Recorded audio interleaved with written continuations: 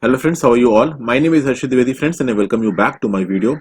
So as you have read from the title, in this video friends, I am going to talk about commercial papers friends. Before starting with this video, I would like to tell you that the Hindi version of the video has already been uploaded. The link is given in the description box below. Also, if you want to follow me friends, you can follow me on Instagram and you can subscribe to me on YouTube.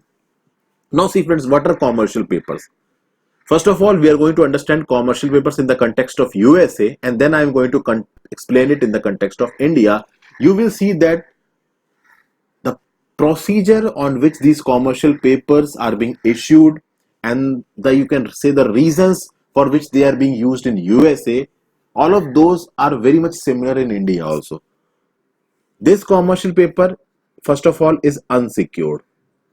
It is a debt instrument. We all know that. It is a part of the money market. We all know that.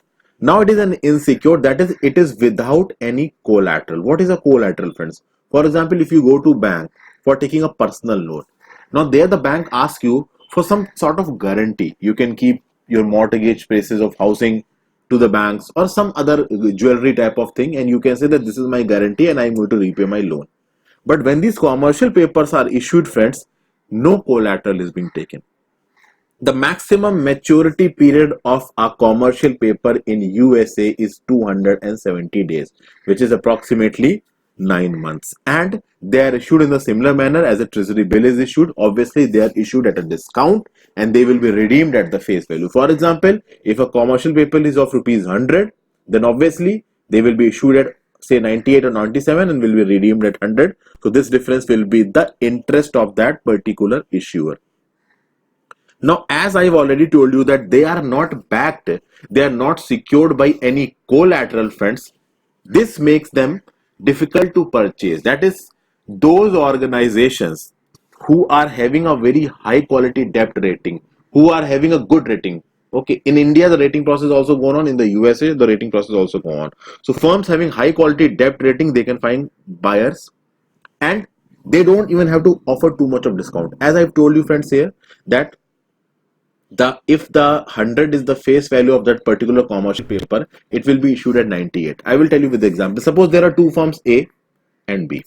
A is a credit worthy firm. It is a genuine firm. The credit ratings of A are very high. Whereas B is not as much credit worthy as A. The finances of B are not as much good as A.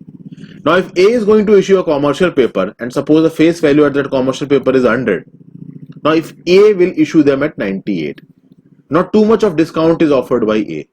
But if B has to sell its commercial paper and if the face value of that commercial paper is 100, in this case B have to issue it at say 92 or 93. B has to issue it at a higher discount so that buyer may be lured into purchasing the commercial paper of B. Why? Because B is selling its commercial paper on a highly discounted rate. So in this case, when the buyer is going to redeem the commercial paper of B, the rate of return will be very high in the case of B. So those firms whose credit ratings are not very high, if they have to sell their commercial paper, they have to give a whole lot of discount in it. Got it, friends? Now, commercial paper is issued by larger institutions. So in USA, they are actually in a very high quantities, in millions of dollars. You can say almost all of the commercial papers start at $100,000 in USA. Okay, and who are the buyers? The corporations are the buyer. Wealthy and high net worth individuals buy commercial papers in USA. Financial institutions buy, money market funds buy. So these are the type of organizations which are buying commercial papers in USA. Now, what is the process of regulation of commercial papers in USA? See friends, for commercial papers whose maturity are up to 270 days, there is no regulation by SEC. SEC is Securities and Exchange Commission. This is actually a regulatory body in USA which looks into the regulation of these financial instruments, and it does not regulate those commercial papers which have maturities up to 270 days. Whereas if you talk in practical terms, when we talk about these commercial papers, they are issued for an average of 30 days only in USA. So 270 days is quite a higher limit. Normally only 30 days is the time period for which that commercial paper is there. Okay. One more important factor about commercial paper is that they can be issued only for meeting short-term fund requirements. The requirements which are of a current account nature. For example, if there's a large organization and if it has to, if it requires money instantly, for example, it has to pay light bills or it has to pay the salaries of the employees, so small amount of, it has to bring in some inventories for the daily functioning of the company. So short term capital requirement, if you have to meet short term capital requirement, then obviously these commercial papers are issued. Long term capital requirements are not met by issuing commercial papers. The reasoning is obviously logical, friends, because commercial papers have very less maturity period. So how can you issue a commercial paper for long term investment? It has to be issued only for short term requirements. Okay, now what was the effect on commercial papers when the subprime mortgage crisis of 2007-2008 came? In 2007-2008, when the subprime mortgage crisis came, the market of commercial papers was frozen, and the already existing commercial papers, their value, they actually came very down. So basically, this whole idea of commercial paper was bust when this subprime mortgage crisis, the 2008 crisis, was going on in USA. Coming to India, friends, how these commercial papers work in India, this we need to understand. See, friends, commercial paper concept in India, it started in 1990. It said that corporates, in order to meet their short-term requirements, this is similar to USA, friends, you will see. In India also, corporates can issue these commercial papers only to meet their short-term fund requirements. It started in 1990 and only high-rated corporates can issue them. And they have to issue them through two instruments. One is promissory note or through demat form. Now, when it was started, obviously in 1990s, then promissory note was too much in existence, promissory note. But now almost all of the things are in demat format. What is a promissory note, friends? Promissory note is a written financial agreement. For example, if someone is giving money, if someone is taking money, so in that case, some amount of interest has to be given on it, and it will be for a short period of time. So all of those information will be written in that written agreement. So written agreement will be having all the conditions about how much money is being given, how much interest is being earned. So this is basically a primary promissory note. It is a written agreement, a written financial agreement. Okay. What is demat form? Demat form means the electronic form. Demat form is actually electronic. Everything exists in electronic manner. Got it, friends? So, coming on to commercial paper. Commercial paper were issued in both promissory note and dematerialized form, but they were issued through depositories, and these depositories have to be affiliated with the Security and Exchange Board of India. Depositories. Now, this concept of depository comes into play. So, if a corporate or any other organization has to issue these commercial papers, it has to do it through depositories, and these depositories should be registered with Securities and Exchange Board of India. Some examples of depository are CDSL, Century Depository Services India Limited. One is NSDSL, National Securities Depository Limited. So these are two examples of depositories. Now, I will tell you a live example. On 30th of December 2019, a news came that 12 firms will be listing their commercial papers on Bombay Stock Exchange. So on Bombay Stock Exchange, 12 firms will be listing their commercial paper of 8,215 crore rupees. What were these firms? These firms were SBI Cards and Payment Services Limited, Aditya Birla Capital Limited, Larsen and Toubro Limited, BASF India Limited. BASF is one of the largest company in chemical sector. So these type of industries would be investing in Bombay Stock Exchange through the issue of commercial paper. So basically these holdings were listing their commercial papers on Bombay Stock Exchange, and Bombay Stock Exchange is also a depository which is affiliated with Security and Exchange Board of India. So this is how commercial paper work. Now,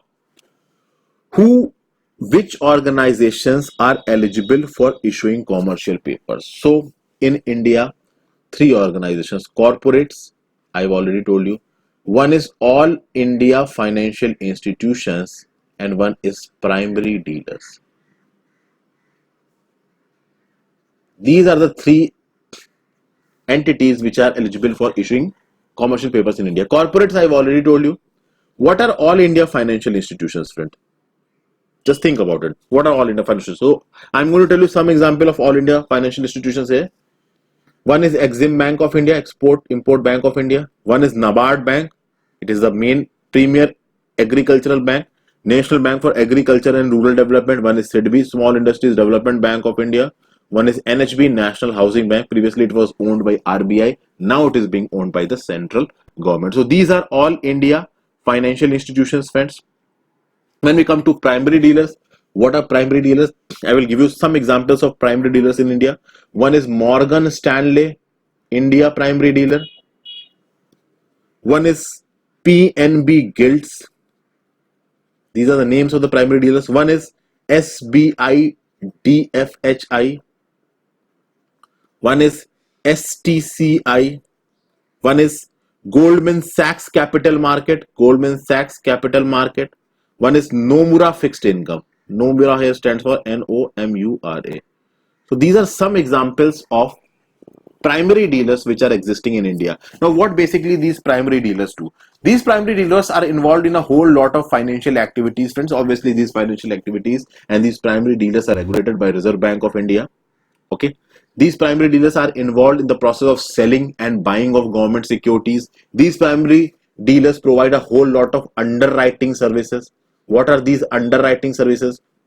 For example, if the government is issuing a government bond, some financial institutions, corporates, people, wealthy individuals will be purchasing those bonds. Now, if they are purchasing their bonds, they want a guarantee from some person. So this guarantee, this underwriting services is provided by these primary dealers. So basically, these primary dealers are involved in a whole lot of financial activities. So these primary dealers are also eligible for issuing commercial paper. Got it, friends? And obviously, on all of these, that is corporates, primary dealers, all India financial institutions, a whole lot of conditions are being imposed. That is, they should have a certain amount of working capital. The borrower account of that particular organization should be very highly rated. Also, all of these, the corporates, all India financial institutions, and these PDs, the primary dealers, they need to obtain their credit rating. From where they need to obtain their credit rating? They can obtain their credit rating from CRISIL. This CRISIL is Credit Rating Information Services of India Limited. They can get their rating from ICRA. ICRA is Investment Information and Credit Rating Agency of India. Similarly, they can get their rating from CARE, from CRA, from Fitch Ratings, or any other rating agency which is recognized by RBI from time to time. Got it? So these organizations should give ratings to these primary dealers, AIFI and corporates, and their ratings has to be higher. Now, what is the maturity of a commercial paper in India? Commercial paper are issued in India for a minimum of 7 days and for a maximum of 1 year. Got it? The denominations in which these are issued is 5 lakh. 5 lakh is the minimum denomination. So in the denomination of 5 lakhs or multiples of 5 lakhs, these commercial papers are issued in India. And which particular entities can invest in commercial paper? Which particular entities can purchase commercial paper? So individuals can purchase it, and obviously if it is in the denomination of 5 lakhs, lower class individuals or middle class or lower middle class, they will not be able to purchase these commercial papers. Obviously upper middle class people or wealthy individuals or high net worth individuals, they will only be able to purchase these commercial papers. Then corporates can purchase these commercial papers. Obviously corporates will find that if some good amount of interest is being given on a corporate, they can purchase those on a commercial paper. They can purchase those commercial paper. Banking companies can purchase those financial, these commercial paper. Foreign institutional investors can also purchase these commercial papers, friends. Now see, foreign institutional investors are very volatile, friends. Many times you will see that when a foreign institutional investor is not getting good amount of money in India, he will take out his money and spend in some other country. Okay, so they spend for a very small time in the market. So for example, say for 7 days, a foreign institutional investor invested in the commercial paper of India, and after 7 days, if he finds that if in China he is getting a better interest rate on this commercial paper, he will go to that country for investing. So basically, these commercial papers have to be very competitive if it has to bring in foreign institutional investors. Also, there is some amount of limit how much amount of money can these foreign institutional investors invest in this commercial paper. Then obviously non-resident Indians can also invest in commercial papers. What are non-resident Indians? For example, you are a resident of Bangalore, you studied MBA in IIM Lucknow, and through that you got a job in Citibank, you are posted in New York, living in USA.